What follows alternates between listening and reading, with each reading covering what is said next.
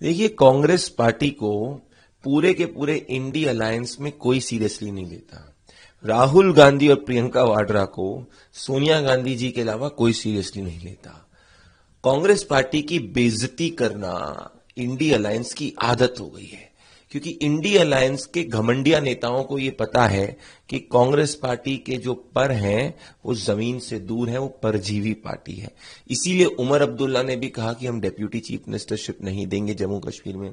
इसीलिए हेमंत सोरेन ने बोला कि जैसी व्यवस्था है वैसी चलेगी, हम आपको डेप्यूटी चीफ मिनिस्टरशिप नहीं देंगे। इसीलिए अरविंद केजरीवाल ने कांग्रेस पार्टी के साथ में अलायंस नहीं करने का फैसला किया दिल्ली में। इसीलिए आरजेडी और कांग्रेस पार्टी के बीच में आरजेडी कांग्रेस पार्टी को ज्यादा सीट नहीं देना चाहती। इसीलिए उत्तर प्रदेश के अंदर कांग्रेस के सहयोगी दल ने बोल दिया कि वो उसके साथ अलायंस नहीं करना चाहती, क्योंकि कांग्रेस आज एक पॉलिटिकल अनटचेबल बन गई है। और वो इसीलिए बन चुकी है क्योंकि गांधी परिवार, राहुल गांधी, प्रियंका वाड्रा वो देश विरोधी ताकतों का एजेंडा चला रहे हैं। वो टुकड़े टुकड़े गैंग और अर्बन नक्सलियों का एजेंडा चला रहे हैं। वो वेल्थ क्रिएटर्स के खिलाफ हैं। वो भारतीय समाज को बांटना चाहते हैं, तुष्टीकरण करना चाहते हैं।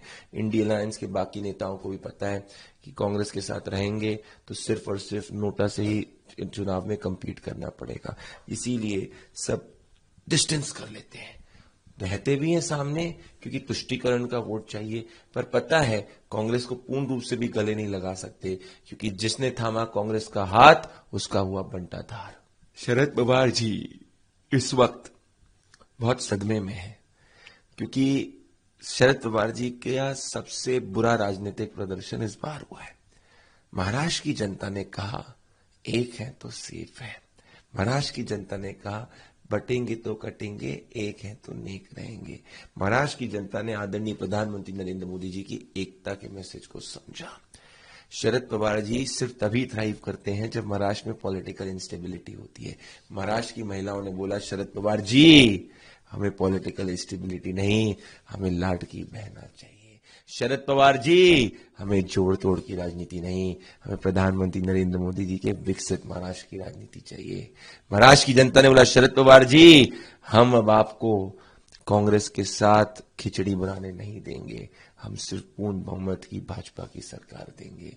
महाराष्ट्र के नतीजे घमंडिया इंडिया अलायंस, राहुल गांधी जिनकी और शरद पवार के उद्धव ठाकरे की मिला के सीट भी भारतीय जनता पार्टी से कम है, तो महाराष्ट्र की जनता ने इन सभी के घमंड को उखाड़ दिया।